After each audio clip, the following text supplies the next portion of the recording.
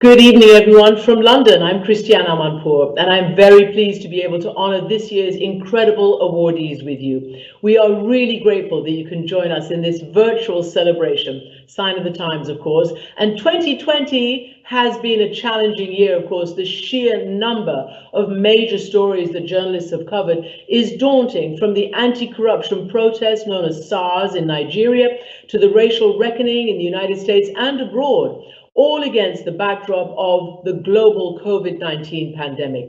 And looming over all of these has been the election in the United States.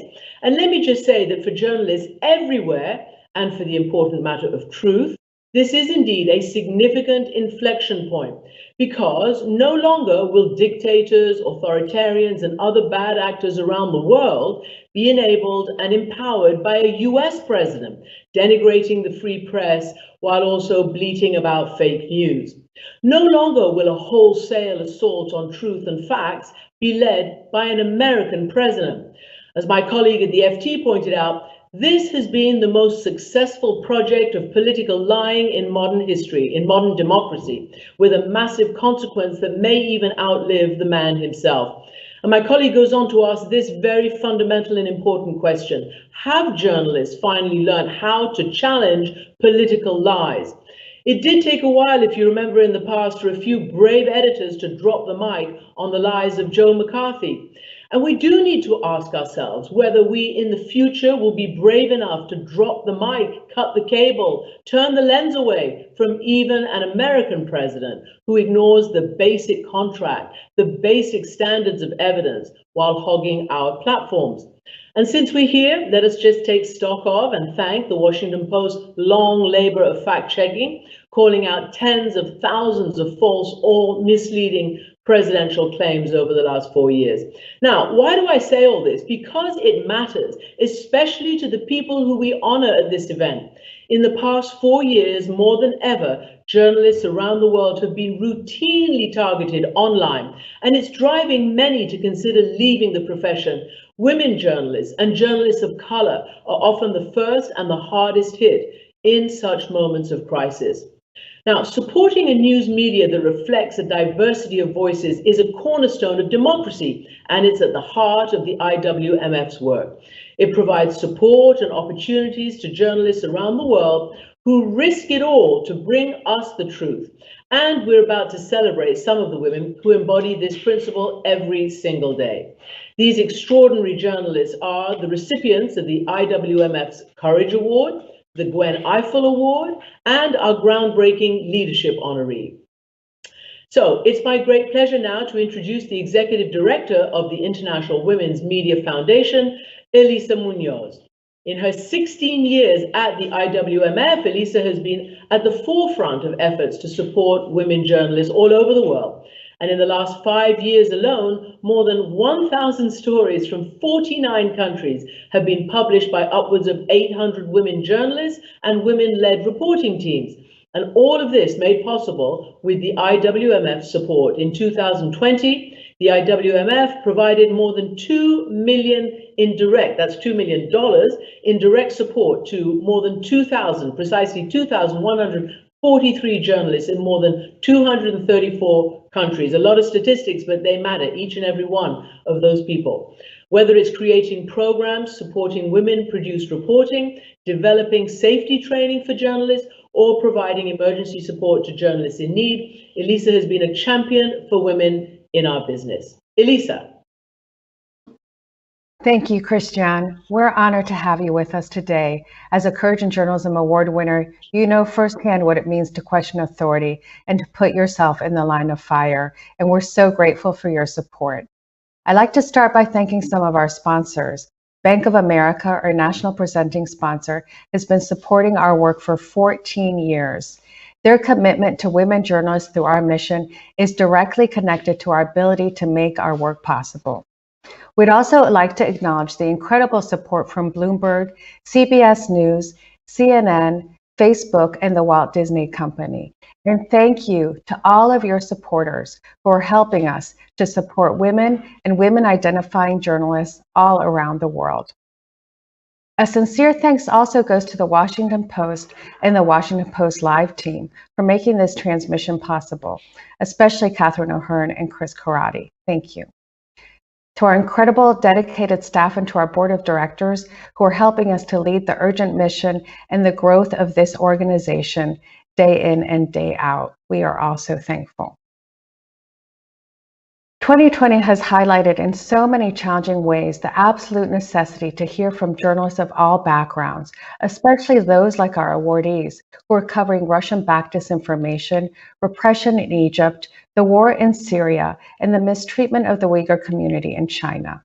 A free press, vibrant and responsible journalism has never been more vital. The work of our award winners exemplifies the finest elements of journalism in challenging circumstances. We need the perspectives of women, of people of color, of journalists from underrepresented communities representing what they see in their communities and in our world. And while the existential threat to journalism itself continues, it's our firm belief that you cannot save journalism if you don't save journalists. This year, the IWF created one of the largest pandemic response relief funds for individual journalists from Algeria to Zimbabwe. In addition, within a week of this summer's protest descrying social injustice and police violence, with the support of Craig Newmark, the IWF created a U.S. emergency fund, making $650,000 available to U.S.-based journalists of all genders to provide support for their immediate needs.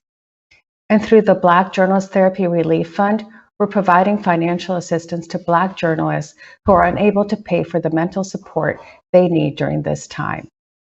We built a coalition to fight online harassment against women journalists and also brought our international hostile environments training to the U.S. for the very first time. Take a look at this video to see who we are and to learn about the work that we're doing. Telling the truth is dangerous work, and women journalists face unique threats. If we censor, silence, and attack women's voices, we'll never get the full story. The IWMF has been working to support women journalists for the last 30 years. We at the IWMF really believe in the need for a diversity of the news media, the principle that the news media should reflect the society on which it's reporting. Through a global pandemic, a racial reckoning in the US, and the election of a lifetime, women journalists have been on the front lines, demonstrating day in and day out the true nature of essential work. In order to secure their work, in order to save journalism, we must save these journalists. In 2020 alone, when their work lapsed due to COVID-19, the IWMF has supported nearly 400 journalists from more than 65 countries with emergency grants. We supplied protective gear for those reporting on the front lines, offered hostile environment training for 700 journalists covering protests, and funded mental health support for Black journalists enduring trauma while reporting on their communities. While much has changed over 3 decades, women are still underrepresented in the news, and we know our work is far from over. Our programs and resources have propelled thousands of women journalists' careers, supported the production of countless bylines, and helped them to stay safer on the job. We have so much more to do. Please join us.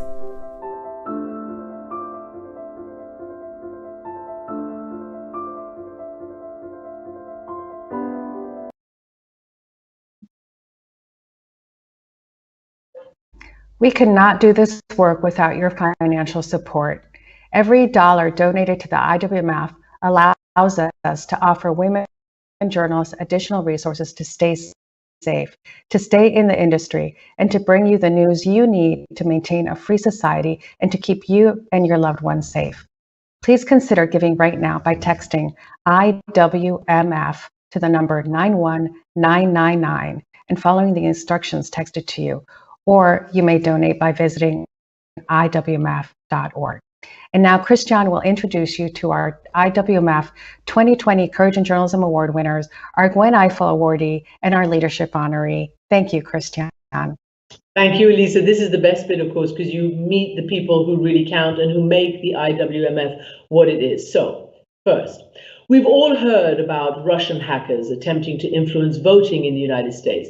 But what happens when that campaign is focused on you? Our first Courage in Journalism Award winner is the Finnish journalist Jessica Eero, and she knows what happens when the trolls attack you. After years of reporting on Russian disinformation, hackers turned their sights on Jessica in a relentless attempt to discredit her work and inflict psychological pain. But Jessica continued her investigations, which led to the first action taken against pro-Kremlin disinformation efforts by a European country. Here's more of her story. Finnish journalist Jessica Eero had been publishing stories about online troll factories for 2 years before the Russian interference in 2016's U.S. election came to light. Jessica had exposed the scope of trolling and fake news coming from a Russian disinformation farm. My favorite thing is, of course, for the journalists to do investigative stories about all kinds of fake news sites and propaganda spreading. Jessica never paused to think what effect these stories would have on her life. After publishing her reports, Jessica herself became the target of merciless attacks by the Russian trolls. They concocted stories about her, shared her personal information online in order to discredit her words, and incited death threats.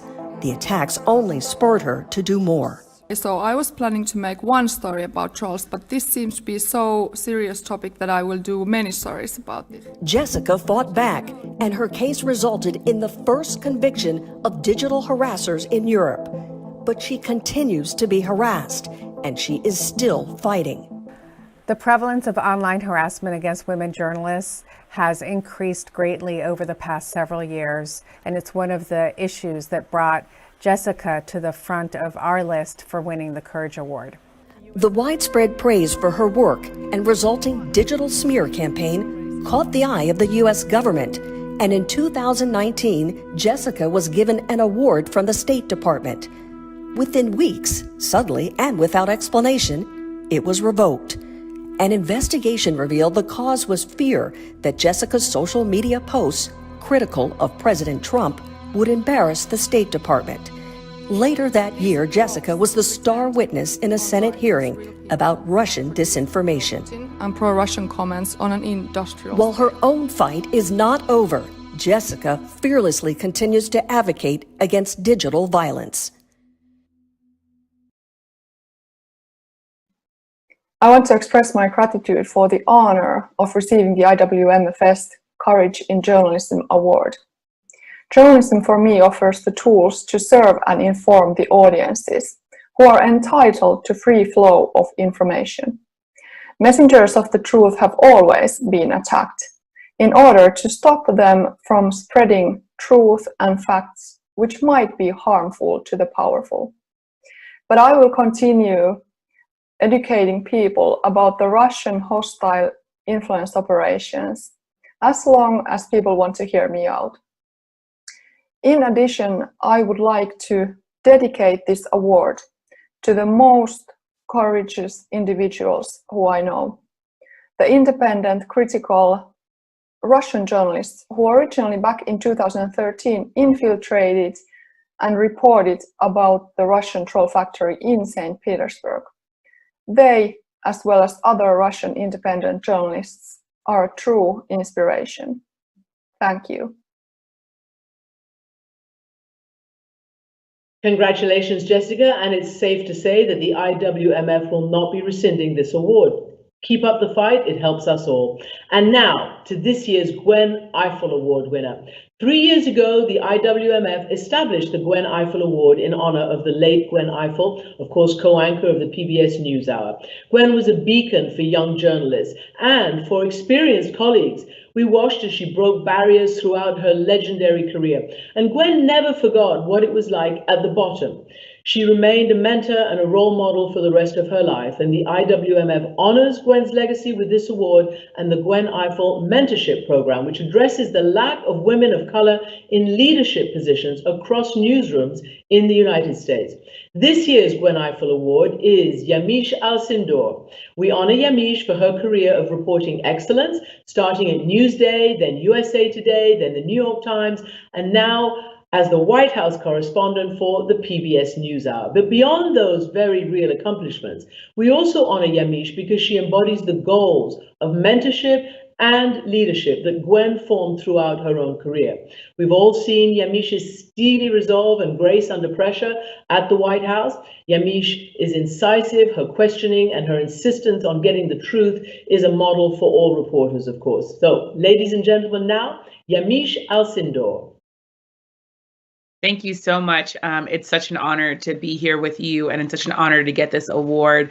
Gwen meant so much to me personally and professionally, and to get this award in a year like this, where so many journalists are doing so much work, where Jessica and so many others are facing harassment, real harassment, in so many different ways. It warms my heart, and it tells me that this is an industry that is going to be living and going to be continuing to thrive long after this. So again, it's such a treat to sit down with you personally, because I've been watching you for so long. You, along with Gwen, are some of the biggest inspirations to me. So thank you so much. Well, Yamiche, we're going to talk now for a few minutes, and I want to say, you know, kind of what I just said. You have been an inspiration. These 4 years have not been easy for any White House reporter, and you really put yourself there front and center, and you wouldn't sit down, and you wouldn't take nasty, and you wouldn't be told to be quiet. Just what is it actually like inside when you're having to deal with that from the world's most important elected leader on a daily basis?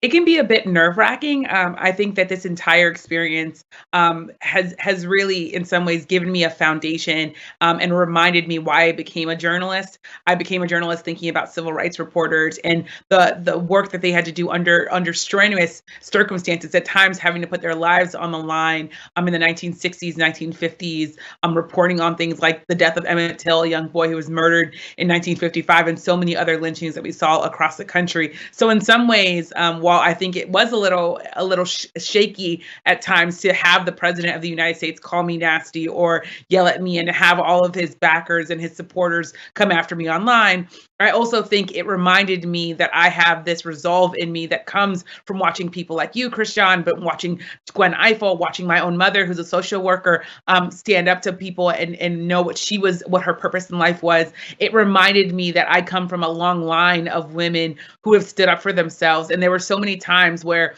the president wanted me to be quiet, and I refused to. And I refused to because I know that the American people deserve a press that is pressing for information, pressing for truth, especially in a year like this where so many Americans were dying. So many Americans were looking to the news as a lifeline, understanding when we were going to get testing done, when we're going to get a COVID vaccine. So many life and death issues were on the line this year. And have been on the line in years past, that it gave me in some ways this resolve to continue on in a way that I didn't think I had it in me in some ways. But it was, to me, an experience that really confirmed for me the power of journalism and the power of women, frankly. Well, I think you've summed it up really well. The power of journalism, the power of women journalists, and you found in yourself the resolve to carry on, because I just love the way you say you view journalism, particularly through your lens of civil rights. I viewed it a little bit as human rights. It's a little the same, with specific differences, obviously. But I just wonder, what in your childhood or in your journey up to where you are now prepared you for this? I like to say, you're doing what John Lewis, the great John Lewis, said: make good trouble, don't be silent. I think for me, being a Black woman, being a woman of color, I've been told things about myself that I know not to be true. I've been told by editors that I didn't look confident enough. I've been told by people that you're not pretty enough to be on TV, that you're not skinny enough to be in front of a camera. I think I've taken those things, and they were life lessons that I was learning how to believe in myself. I also think I watched my mom, who's a school social worker, she was a social worker for 35 years, go into people's homes and put herself aside and really think about the good of the country, the good of the family, the good of vulnerable populations. So I think those two things together prepared me for this year, and that is that I had this real resolve. I think human rights is very much like civil rights. This real resolve to have a voice for people who may never make it into the White House, to be really passionate about getting their questions answered this year. But also, I had to remind myself that I had survived a career where people never thought I was going to get to where I am, which is being a White House correspondent for a national television news outlet. I had to remind myself that I had pulled myself up, that I had this great support system of mentors, of family members who told me I was going to be okay and to keep pushing. And I think those two things put together got me through this year. And I don't know what it's like, at PBS. I don't know whether you do the White House beat for a certain number of years, but I don't know, is it ending with this administration? Do you still want to keep doing that beat? Or what do you see as the next great beat for Yamiche? For right now, I'm going to keep doing the White House beat. I've never covered another president, so I'm very excited to see what a traditional functioning White House looks like. I'm not sure how long I'll be covering the White House. I didn't start my career thinking I was going to be a White House correspondent. I'm very much interested in race, in gender. A lot of my best moments in my career have been when I'm in people's living rooms talking to regular, everyday Americans about their life and how they're surviving. And the good thing at PBS is that I can be a White House correspondent that still goes to Southeast Washington, D.C., or still goes to Mexico to talk about the president's immigration policy. But maybe at some point after the Biden administration or during the Biden administration, I might turn to something else. But right now, I think the White House, with all of the challenges ahead for the Biden administration, is a good place to be. Indeed. Well, good luck to you. Continued good luck. Congratulations on winning the Gwen Eiffel Award. Richly deserved. Yamiche Alcindor, thank you so much. And thank you so much. A story about another brave journalist. The constant danger of reporting from war-torn Idlib in Syria doesn't silence our next Courage in Journalism award-winning recipient, and she is Jakeem Bido. Her daily broadcast from the region gave voice to some of those fighting the Assad regime. And for the last 5 years, Jakeem has endured violent interrogations, arrests, and intimidation campaigns as she pursued the stories of anti-regime fighters and the people trying to survive in her own city, all while showing her face to her viewers. It was a first for a woman in that region. And despite these challenges, Jakeem isn't deterred. She says, quote, "In journalism, I have a duty to carry a message which can transcend the borders of my country to the whole world." So let's watch her story for a few minutes. هنالك حرب نفسية من قبل ميليشيات الأسد تشنها تلك الميليشيات مع الميليشيات الموالية لها، سواء عن طريق اخترت عملي الحالي لأني إنسان ويجب خدمة الإنسان ولتقديم فائدة لقضيتنا وثورتنا السورية. Jakeem Bido reports daily from her hometown of Idlib, an area directly targeted by Syrian President Assad's warplanes. The work is grueling, dangerous, relentless. She didn't plan on this life. Although trained as a sociologist, 5 years ago, Jakeem picked up a video camera and started recording the events around her. She is now the only Syrian female journalist openly reporting, her face uncovered, risking her life on the front lines. It is dangerous work, and she has received death threats. But as a woman, Jakeem's challenges go beyond the conflict. أبرز الصعوبات والتحديات التي واجهتني خلال عملي كانت مجتمعية، منها نظرة المجتمع الدونية إلى عمل المرأة عامة والصحفية خاصة. Jakeem is working in an environment that is inherently dangerous because of the armed conflict. But it's also dangerous because she's fighting a cultural norm as the face of the conflict for women. The Syrian Civil War has raged for a decade. 500,000 dead. Almost 6 million Syrians have fled their country, and another 6 million are internally displaced. The conflict seems to have no end. Despite the chilling fact that more than 138 journalists have been killed since the war began, Jakeem continues her work, focusing on the humanitarian conflict and drawing the world's attention to the war crimes and human rights violations of the Russian-backed Syrian regime. أملي للصحافة ألا تبقى مقيدة ومحاربة كما حصل في بلدي سوريا.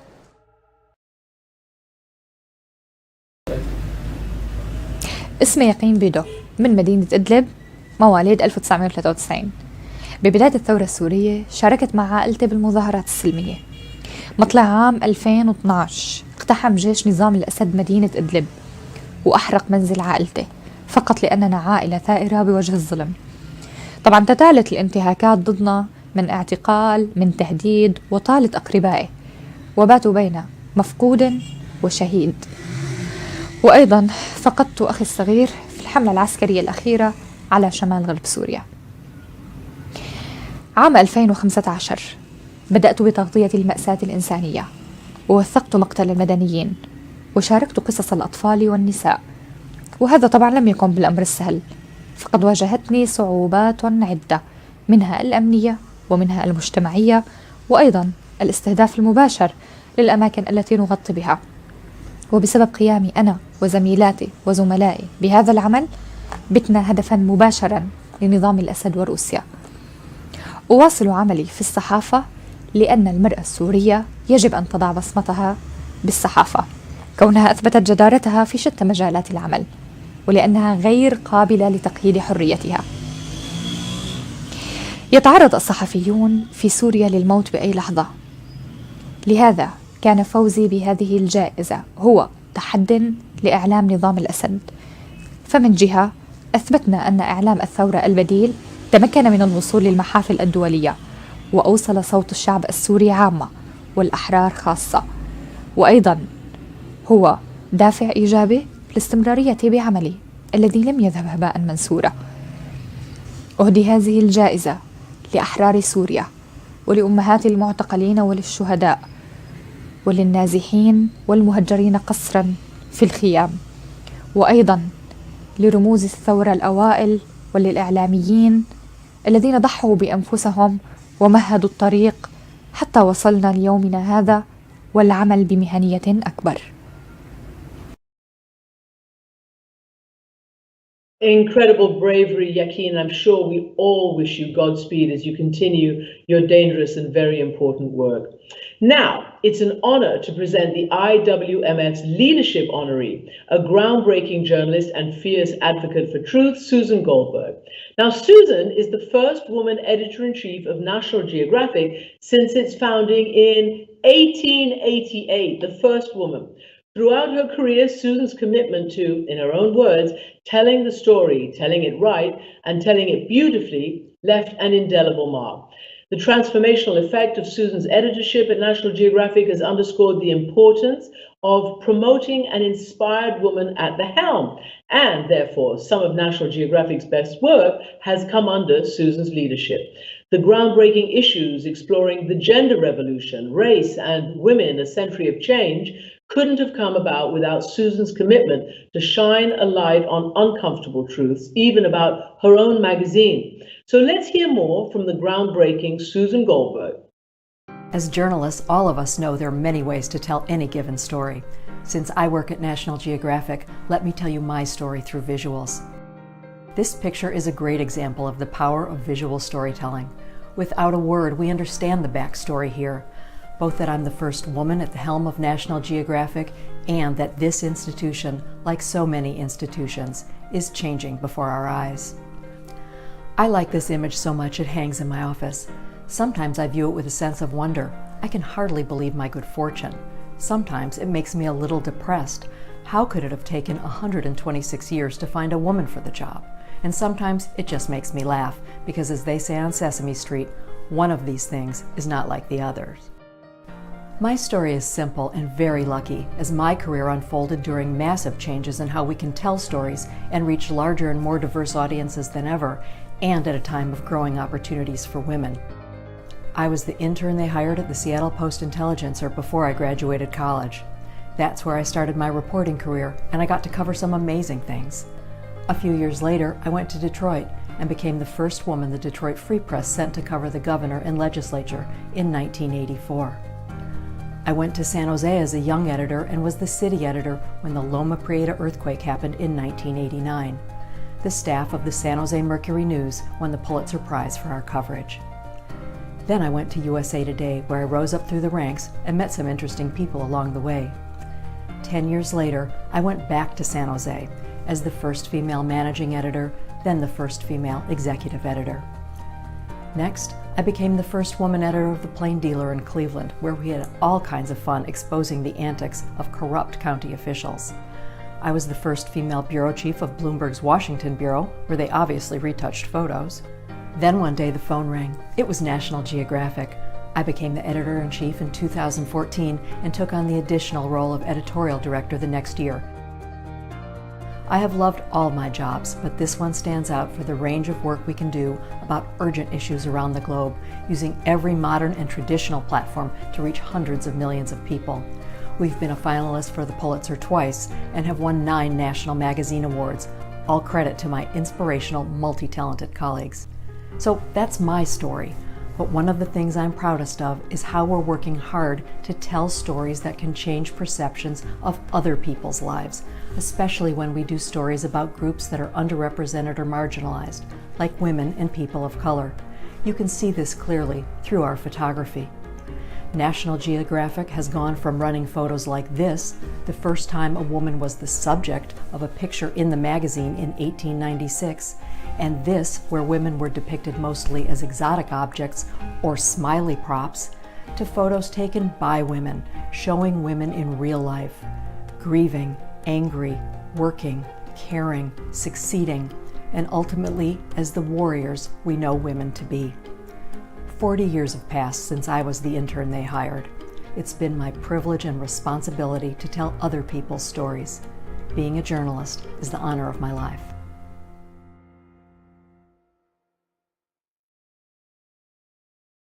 Congratulations, Susan, and it only took 126 years.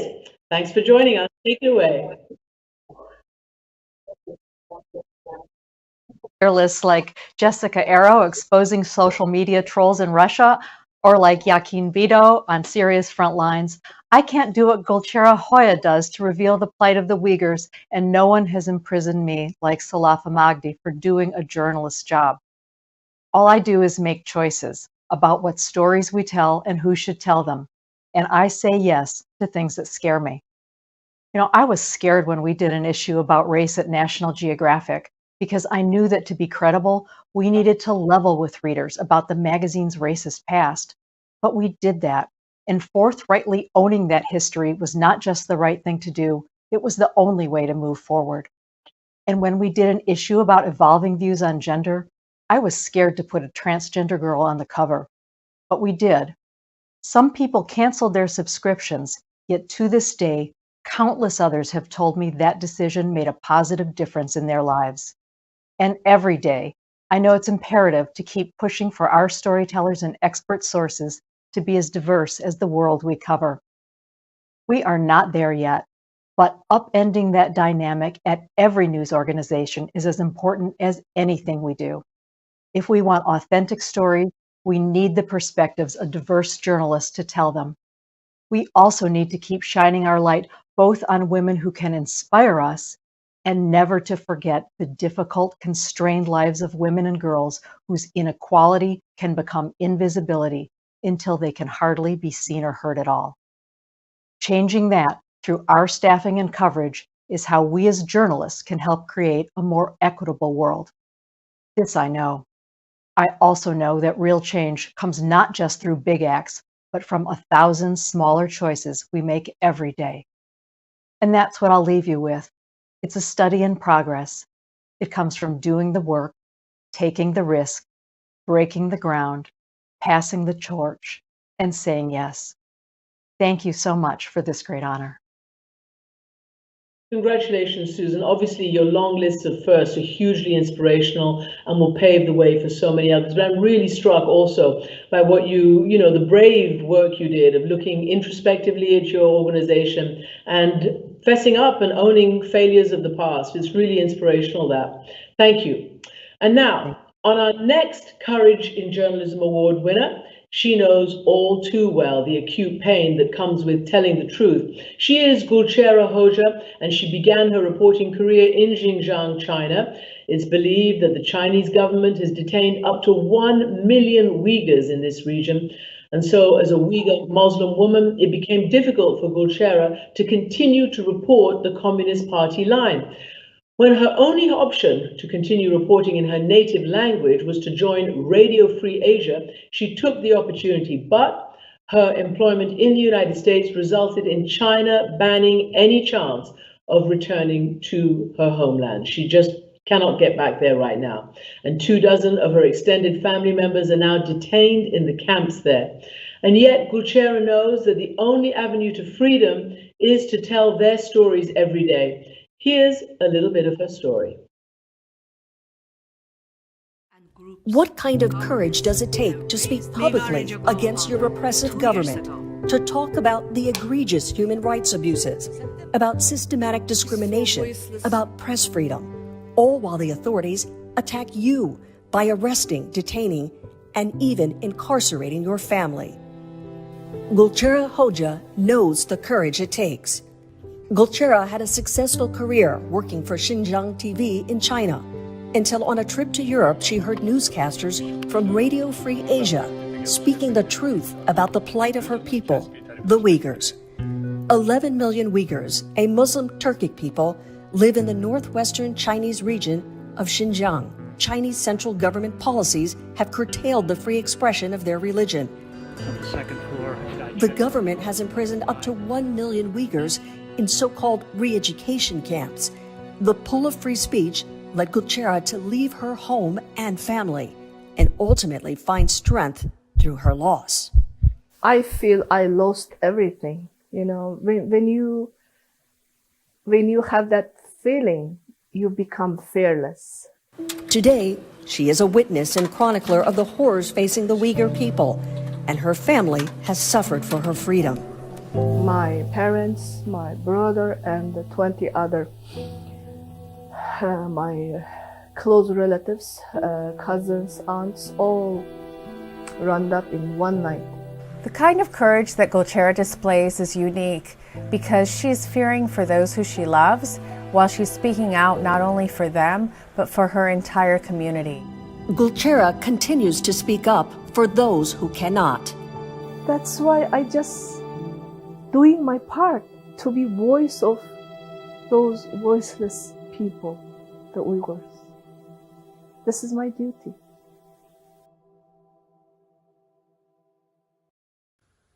Thank you so much for this extraordinary honor from the International Women's Media Foundation and the Courage in the Journalism Awards.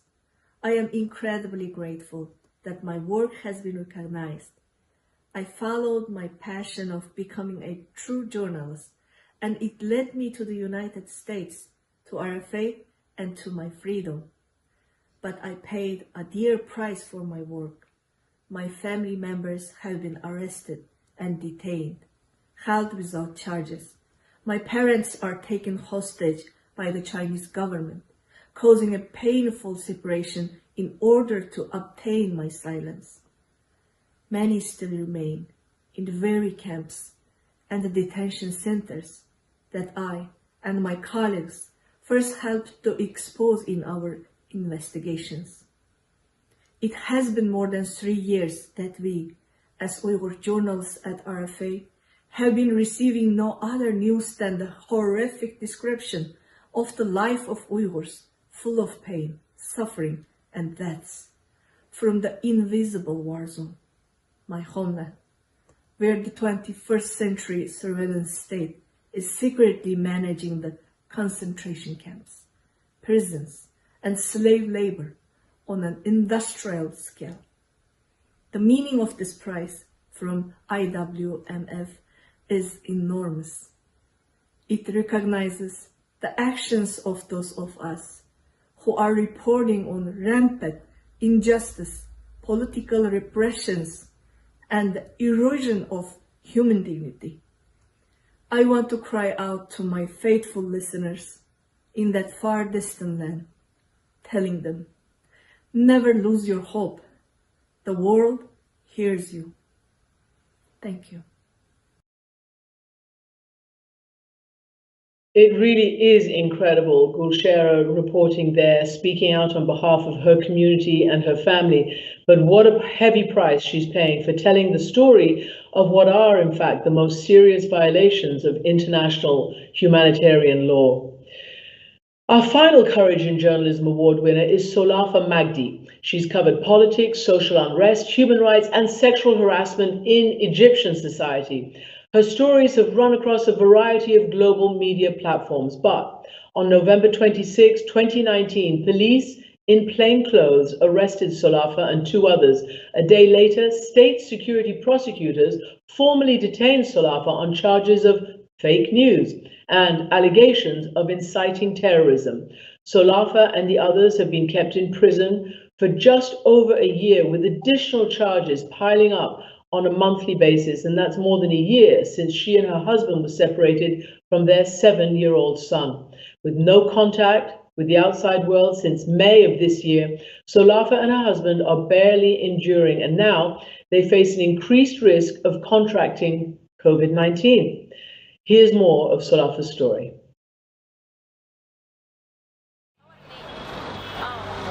Solafa Magdy was just doing her job as a multimedia journalist based in Cairo and an expert in mobile journalism. Solafa went into the streets every day to talk to her fellow citizens and report on issues important to her viewers. It was not easy in this political climate. Since President Sisi's ascent to power in 2013, attacks on the media and on journalists themselves have soared. Last year saw the first large anti-regime protests since the events of 2011, but the repression continues. Authorities have imprisoned and prosecuted thousands of protesters, and currently there are at least 26 journalists in prison. That number now includes Solafa Magdy, who was unjustly imprisoned in November of 2019 for allegedly publishing false news and belonging to a terrorist group. While the world's attention has been on the global pandemic, U.S. elections, and countless other major stories, Solafa has been languishing in jail because of her reporting. Solafa's passion is journalism. She founded a school to train young women in journalism and mobile reporting, and her interest in human rights extended to reporting on efforts to eradicate poverty and reduce plastic waste. Honored by the United Nations, Solafa had a bright future. Solafa and her husband have been in a limbo of pretrial detention. In August of this year, Solafa and her husband were accused on more trumped-up charges. The daily mistreatment and horrific conditions, all during a global pandemic, continue unabated. With no trial date set for these charges, Solafa must wait.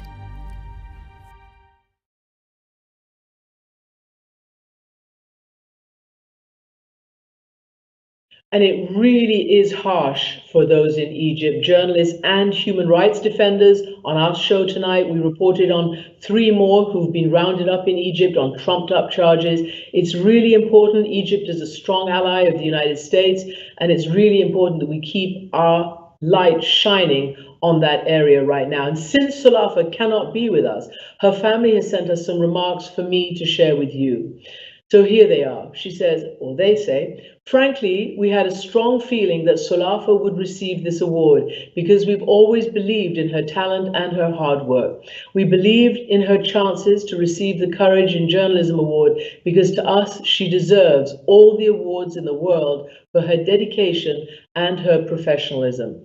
Solafa is a relentless worker and has been an example of dedication and sincerity both at work and in her personal life. Solafa is the backbone and support of all her family and friends. She never tires of helping without ever expecting anything in return. We wish she could be present to receive this award in person and that we could all celebrate her achievement together, but she's unfortunately unjustly imprisoned, barred her most basic rights, as she's not even been able to send a simple letter to her family. We really hope that we can see the end of this nightmare soon and have Solafa and Hossam back to their life and work, but mostly back to their son Khalid, who's been asking for them and wondering why they've been away from him for over a year. The emotional distress this situation is causing him is getting us increasingly worried. We all hope that Solafa and Hossam can be with us in the nearest future and don't see more of their lives wasted being punished for crimes they did not commit. That is why it's so important that we recognize these dedicated and fearless people. Here is a video clip of Solafa's son Khalid. He also wanted to congratulate his mother himself, so here he is. يا ماما عاملة ايه؟ وحشتيني قوي قوي. أنا سمعت إن أنتي كسبتي جايزة كبيرة وعايزة أقول لك مبروك. إن شاء الله ترجعوا بالسلامة ونحتفل سوا أنا وأنتي وبابا.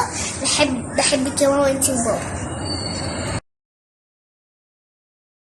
Bittersweet, but we can't imagine a more beautiful tribute to Solafa than the words of her own son. Of course, all our hearts break for her and for the little boy.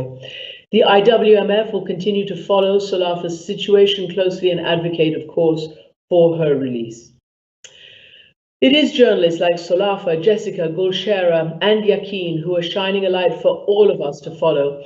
They know firsthand what a world without a free press looks like. And now, Elisa, back to you. Thank you, Christian. We are grateful beyond words for your contribution to the journalism profession, your support of the IWMF, and your incredible barrier-breaking work. You also inspire all of us. And to all of our guests today, thank you for your attention and your support. We could not do this important work without each and every one of you. Your help allows the IWMF to provide journalists with a lifeline in times of crisis. Now more than ever, women journalists around the world face dangers as a result of their reporting. Through our emergency fund, we provide grants for physical and medical care, temporary relocation assistance, legal aid to working women working under dangerous conditions. Earlier in the program, I drew your attention to our Text to Pledge campaign, and I'd like to remind you of the power of your support. By contributing through the Text to Pledge number on your screen or through the IWMF's website, iwmf.org, you will directly and immediately assure that journalists like today's awardees have the critical support they need for their work and more to survive. We need each and every one of you to make this work possible. We're so grateful that you spent your time with us today, and we hope that you will continue to follow and to support the IWMF by visiting us online and on social media. And thank you, Christian, for hosting this celebration. It was my great honor. And a quick last word, as we mentioned earlier, almost 2/3 of women journalists live with threats just for doing their jobs. So many have been silenced, even in the United States. And it is our duty to support them in every way we possibly can. And you can do it right now by contributing to the IWMF. Thank you again for joining us. Thank you for helping to ensure that women receive equity of opportunity in the news media, no matter where they are or what odds they face. And we hope to see you in real life next year.